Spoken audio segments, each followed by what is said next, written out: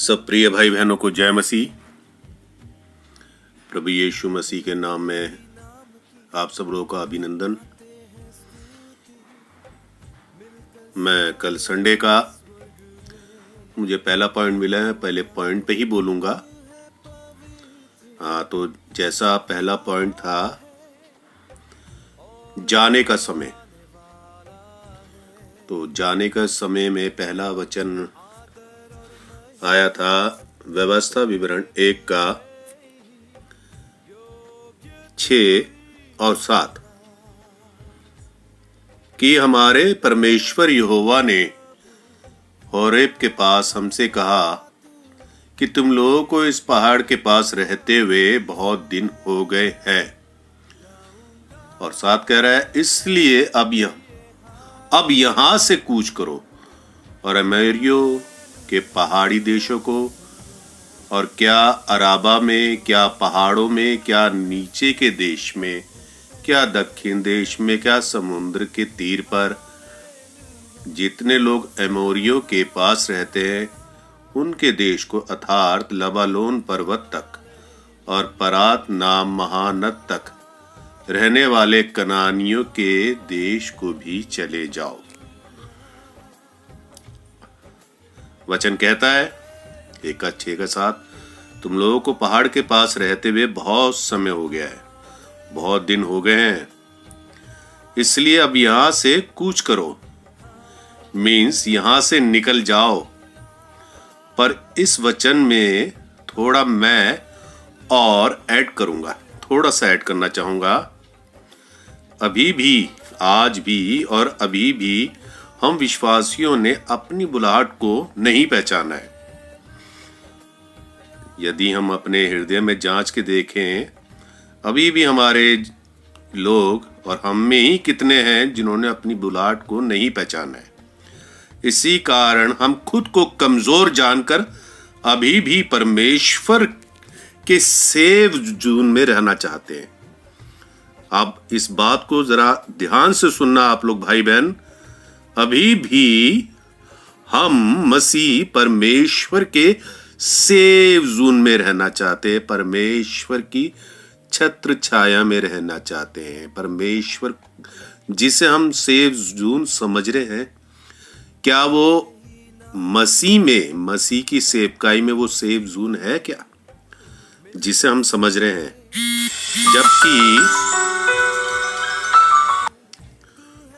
जबकि परमेश्वर ने हमें इस तरह की किसी भी सेव जोन की बुलाहट में नहीं बुलाया है, बिल्कुल नहीं बुलाया हमें परमेश्वर ने इस तरह की सेव जोन में, ना कि हम आराम से बैठे रहें, हमें नहीं बुलाया। अर्थात क्या रोजमर्रा की जरूरतें, बीमारी ना आए या धन संपदा की बुलाहट में हमें बुलाया है, या फिर आराम से परमेश्वर की महिमा करने के लिए बुलाया हमें? यदि कोई ऐसा कोई बाइबल का वर्स हो तो आप उसको पढ़ सकते हैं, पर मैं कहूंगा ऐसा कोई भी वर्स नहीं है कि परमेश्वर की बुलाहट हम लोगों के लिए, हम मसीहियों के लिए ऐसी बुलाहट है, हम लोगों के लिए ऐसी बुलाहट है। मैं आपके लिए एक बहुत बड़ा वाला क्वेश्चन मार्क लगा रहा हूं, क्वेश्चन मार्क लगा देता हूं। क्या आज हम मसीहियों की बुलाहट परमेश्वर की छत्र छाया में बैठना ही बुलाहट है क्या? जैसा कि वचन साफ कह रहा है, जबकि वचन कहता है और 7 में कह रहा है, साफ कह रहा है 7, इसलिए अब यहां से कूच करो। मुश्किल से 5 या 6 शब्द का ये है, वाक्य है पूरा। इसलिए अब यहां से कूच करो, अपनी जगहों को छोड़ डालो अपनी जगह को, वहां से निकल जाओ। जबकि वचन कहता है तुम लोगों को इस पहाड़, जो पहाड़ है, हालेलुया, जो पहाड़ है, हम उस पहाड़ को किस दृष्टि में देखेंगे? हम उस पहाड़ कौन सी? नई वाचा के तहत अगर हम उस पहाड़ को हम ले तो मेरा पहाड़, मेरी चट्टान कौन है? अगर नई वाचा के अनुसार मती, मरकुस, लूका, यूहन्ना, इन 4 पत्रियों से लेकर अगर हम करें तो मेरा पहाड़, मेरी चट्टान कौन है? मेरी चट्टान तो केवल आज, अभी और इसी क्षण और अनादि तक केवल एक ही है, वो है प्रभु यीशु मसीह, जो चट्टान कभी नहीं टलेगी। हालेलुया, कभी नहीं टलेगी। किंतु उस मसीह की शिक्षा हमें नहीं दी गई। ऐसी मसीह की जो 4 पत्रियां, हमें उसमें एक भी शिक्षा ऐसी नहीं मिलती कि वो मसीह ठहरा रहा, वो मसीह ठहरा रहा। मसीह में आत्मिक शिक्षा लेते समय हमें कितना समय बीत गया है, तो अब हम चेले नहीं वरन एक गुरु के समान व्यवहार करें। हम किसके समान व्यवहार करें? एक गुरु के समान हमें व्यवहार करना चाहिए। अर्थात हम अब गुरु हैं तो हम अपने क्षेत्रों से निकले, अपने बाड़े को तोड़कर, अर्थात अपने विचारों को, अपने सेफ जोन को तोड़कर निकल जाएं। अगर हम निकलेंगे तभी तो वो कार्य होगा। अगर हम अपने क्षेत्र से निकलेंगे तभी तो वो कार्य होगा। जब हम गुरु हैं तभी तो हम अपने चेले तैयार करेंगे। किसके चेले? अपने चेले। हम खुद मिट्टी के अपने चेले नहीं, वरन सुसमाचार के चेले। हालेलुया, वरन सुसमाचार के चेले, प्रभु यीशु मसीह के चेले, परमेश्वर के चेले। क्योंकि वचन 4 उसका 6 होशे का 4 और 6 साफ कह रहा है, मेरे ज्ञान के न होने से मेरी प्रजा नाश हो गई। उसके बाद वचन कह रहा है, एकदम कह रहा है, तूने मेरे ज्ञान को तुच्छ जाना है। किसने जाना है? मैंने, तूने, आपने, वो सब लोगों ने जो इतने साल से मसीह के अंदर हैं और आज भी सेफ जोन में है और वचन को डिस्क्राइब करने में, शिक्षा देने में घबराते हैं। किंतु मसीह ने हमें इसीलिए चुना है, जगत के लोगों में से मसीह ने हमें इसीलिए चुना है कि हम सेफ जोन में ना रहे। हम सेफ जोन में रहते थे, पर परमेश्वर ने अब सेफ जोन में रहने के लिए नहीं चुना है, वरन हमें उन दुखों के लिए तैयार करता है जो दुख परमेश्वर के इकलौते बेटे प्रभु यीशु मसीह ने लिए। Hallelujah, hallelujah. वचन को एक सही उसमें समझना है तो बाइबल को हमें बिल्कुल पढ़ना जरूरी है। हमें बाइबल के वचनों को पढ़ना बहुत ही जरूरी है, क्योंकि वचन ही बात करता है। और वचन कौन है? प्रभु यीशु मसीह। और लिखने वाला कौन है? पवित्र आत्मा, कोई मनुष्य नहीं। तो जगत गुरु कौन है? पवित्र आत्मा। जगत गुरु कौन है? प्रभु यीशु मसीह। और जगत गुरु कौन है? पिता परमेश्वर, पिता पुत्र पवित्र आत्मा, एक परमेश्वर, महान परमेश्वर एलोहिम जगत गुरु होकर आया हमारे लिए। हालेलुया। तो जाने यदि हम मसीह में विश्वासी हैं और बहुत समय से हैं, तो अब मसीह ज्ञान में चेले नहीं वरन गुरु तो हुए, तो याजक भी हुए। क्योंकि पौलुस स्वयं कहता है, अब हम याजक ठहरे और उसी समाज से है भी। ये बहुत एक आत्मिक चीज है, ये आत्मिक है। ये बात जो पौलुस ने अपने शब्दों में याजक शब्द कराया है, सब लोगों के लिए, सब लोगों को कोट करके बोल रहा है, याजक समाज से हैं हम लोग, कि उसने एक भार डाल दिया हमारे कांधे के ऊपर मसीह का, कि अब तुम याजक हो गए, तुम गुरु हो गए हो, अब तुम्हें दौड़ पड़ना है मसीह के लिए, चेले बनाने के लिए। तो हम एक जगह पर क्यों ठहरे रहते हैं? गुरु हुए तो याजक भी, क्योंकि पौलुस स्वयं कहता है कि हम याजक ठहरे और उसी समाज से है भी। तो इसी परिपक्वता और मैच्योरिटी के कारण परमेश्वर कहता है होशे 6 में, फिर दोबारा एक और मैं दोबारा पढ़ूंगा कि होशे 6 ही में है, इसलिए मैं तुझे अपना याजक रहने के अयोग्य ठहराता हूं। अयोग्य, योग्य नहीं, अयोग्य ठहराता हूं। क्यों? इसलिए कि तूने अपने परमेश्वर की व्यवस्था को तज दिया है। मैं भी तेरे लड़के वालों को छोड़ दूंगा। हालेलुया। हमें तैयार रहना है कि अपने आने वाली जनरेशन के लिए कि अपने बच्चों को देते क्या है। क्या हम मसीह में अपने बच्चों को नई शिक्षा दे रहे हैं? अपने बच्चों को सही शिक्षा दे रहे हैं? उस बाइबल के बारे में, उसके वचनों के विषय में हम सही तरीके से एक एक शब्द कोट करके बताते हैं? क्या हम उन शिक्षाओं के विषय में बताते हैं जो सुनी जा रही हैं? वरन नहीं, हमें उन शिक्षा के बारे में बताना है जो हमारे सामने, हमारे हाथों के अंदर बाइबल में दे रखी है।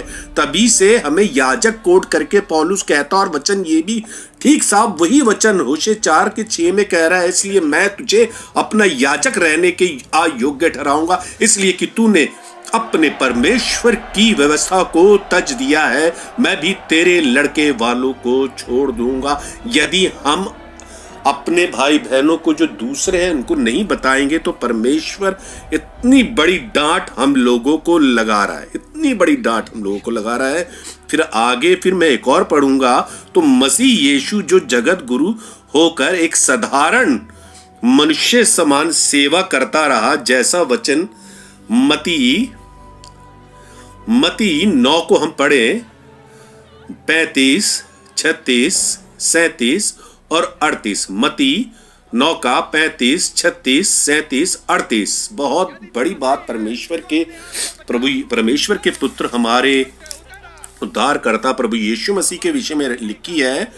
तो लिखी यह है कि 35 से मैं पढ़ूंगा, यीशु सब नगरों और गांवों में फिरता रहा और उनकी सभाओं में उपदेश करता रहा, राज्य का सुसमाचार प्रचार करता रहा और हर प्रकार की बीमारी और दुर्बलताओं को दूर करता रहा। जब उसने भीड़ को देखा तो उसको लोगों पर तरस आया, क्योंकि वे उन भेड़ों की नाई जिनका कोई रखवाला ना हो व्याकुल और भटके हुए थे। कितनी बड़ी बात लिखी है हम लोगों के लिए, सेवा के लिए, क्योंकि वे उन भेड़ों की नाई जिनका कोई रखवाला ना हो व्याकुल और भटके हुए से थे। तब उसने अपने चेलों से कहा, पके खेत तो बहुत हैं पर मजदूर थोड़े हैं, इसलिए खेत के स्वामी से विनती करो कि वह अपने खेत काटने के लिए मजदूर भेज दे। परमेश्वर की बुलाहट, परमेश्वर की बुलाहट, परमेश्वर की बुलाहट हमें किस लिए है? परमेश्वर की कॉलिंग हर किसी को परमेश्वर क्यों बुलाता है? क्या वो सेफ जोन के लिए बुलाता है? क्या वो पहाड़ के नीचे बैठकर अन्न जल पान के लिए बुलाता है? नहीं नहीं नहीं, वरन वो कहता है जैसे मैंने तुम्हें संसार में से चुन लिया है उसी प्रकार से तुम लोगों को मेरे विषय में बताओ, ताकि वो भी चुने हुए हैं और वो अपनी बुलाहट को समझे और वो मेरे पास मुझ अदेत एक परमेश्वर के पास आए। मुझ एक अदेत परमेश्वर के पास आए। किसके पास आए? मुझ एक अदेत परमेश्वर, यानी कि पिता परमेश्वर एलोहीम, पिता पुत्र पवित्र आत्मा के पास। तो प्रिय भाई बहनों, समय है, यदि यही सही समय है, और ठीक सच में आज के संदर्भ में आपको बताऊंगा सही समय है। हम ठीक नूह के दिनों के समान, और सच है भी, उन्हीं दिनों में हम जी भी रहे हैं और चल भी रहे हैं। तो क्यों ना हम नूह बने, क्यों ना हम नूह बने और मसीह नाम की नौका में, मसीह नाम की बोट में, मसीह नाम की नैया में लाने का अन्य जातियों को प्रयत्न करे, ताकि जैसे मैं, मेरा परिवार व मेरे अपने बचे हैं, तो वो सब जो मसीह यीशु को नहीं पहचानते, और वही हैं जो उन्हें, क्योंकि वो जानते नहीं और वो उन्हें हमें बताना है, क्योंकि वो ही है जो उन्हें दूसरी मृत्यु से बचा सकता है।